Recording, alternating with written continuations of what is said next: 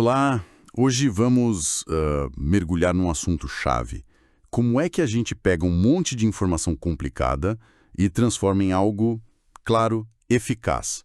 Recebemos um material bem variado, sabe? Dicas de redação técnica, ferramentas, como fazer sumários executivos, resumos acadêmicos e até guias sobre erros comuns. Então, a nossa missão aqui é, destilar os segredos para comunicar ideias complexas de um jeito conciso, preciso e sempre pensando em quem vai ler ou ouvir, né? Para a gente começar essa história de redação técnica, parece que não é só manual de instrução, né? Qual é a real função disso? Exato, é mais do que isso. No fundo, é quase um exercício de empatia, de tradução mesmo. Você pega algo denso, técnico, pode ser um software, um processo científico, dados, e cria uma ponte, sabe? Para que outra pessoa que talvez não tenha o mesmo conhecimento consiga entender e usar aquilo. E isso vale para muita coisa. Guia de usuário, documentação de API. A chave é sempre objetividade, precisão, clareza e adaptar a linguagem para o público. Se falhar nisso, especialmente em negócios, o cliente ou o usuário se perde no meio do caminho. Simples assim. Gostei da imagem de construir pontes. Mas como a gente garante que essa ponte seja firme? O material fala muito em conhecer o público, fazer um esboço. Sim, são os pilares, né? É fundamental. Conhecer o público não é só saber se a pessoa é iniciante ou expert. É entender o contexto dela, onde ela vai usar essa informação, qual a necessidade real. A gente tende a projetar o nosso conhecimento, né? Aquela maldição do conhecimento que falam. Aí vem o jargão, a falta de clareza. O esboço, então, vira um mapa dessa ponte. Cabeçalhos, listas, usar elementos visuais, tudo isso guia quem está lendo. E a consistência, ter um guia de estilo, evita que a ponte tenha degraus tortos, sabe? E tem uma técnica boa para pesquisa inicial para não deixar furo, os 5 Ws e um H. É só perguntar, quem precisa disso, o que exatamente, quando e onde vai usar, por que isso é importante para essa pessoa e como ela faz a tarefa. Responder isso já evita um monte de dor de cabeça depois. E claro, né, usar a voz ativa sempre que der para ser direto, se ater aos fatos, simplificar os termos técnicos ou, pelo menos, explicar. E falando em dor de cabeça, quais são as armadilhas que mais derrubam essa ponte? O material menciona muito jargão, linguagem complicada, falta de objetividade. Olha, esses são os sintomas clássicos daquela falha de empatia que eu comentei. Ignorar para quem você está escrevendo é a raiz do problema, muitas vezes. Outro ponto crítico é a formatação. Paredes de texto. Ninguém aguenta. Sem respiro visual, sem hierarquia clara. Fica intransponível.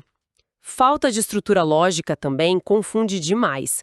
E um erro assim, fatal, que acontece muito por pura negligência, é não revisar. A revisão pega tudo.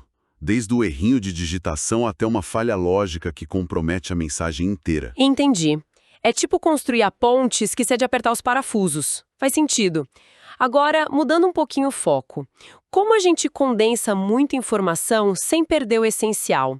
É aí que entram os sumários executivos, né? Exatamente. O sumário executivo é o trailer do documento principal.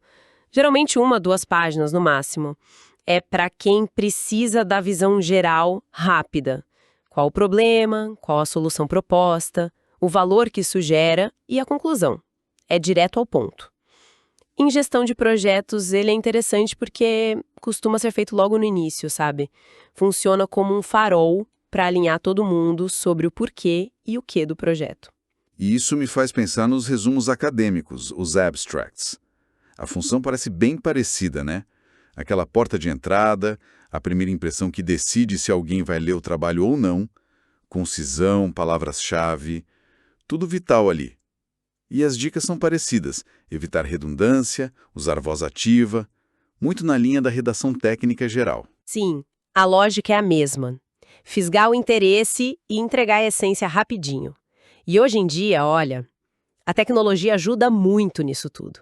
Ferramentas de IA, como o ClickUp AI, que o material cita, já dão uma mãozinha para rascunhar resumos, verificar a clareza, Plataformas colaborativas tipo ClickUp Docs ajudam a manter a consistência do time, facilitam a revisão em conjunto, o que é crucial para evitar aqueles erros de formatação e estrutura que a gente falou. Uhum. Verificador de plágio, ferramenta de captura de tela, tudo isso agrega, né? Deixa o trabalho mais redondo, mais confiável. O que eu acho fascinante nisso tudo é que dominar essa clareza, essa concisão, não é só para quem escreve manual técnico, sabe? É uma habilidade, uma meta-habilidade, eu diria. Saber destilar o complexo, focar em quem está do outro lado, estruturar bem a informação, isso, nossa, potencializa qualquer tipo de comunicação mais séria. Garante que o valor seja visto, que a mensagem chegue. E isso deixa a gente com uma pulga atrás da orelha, né? Pensando além dos relatórios, dos manuais. Como seria se a gente aplicasse esses princípios? Clareza, estrutura, foco no outro, com mais rigor na nossa comunicação do dia a dia. Pensa naquele e-mail importante, sabe? Ou na hora de explicar uma ideia meio desafiadora para um colega, para um amigo. Que diferença isso poderia fazer, hein?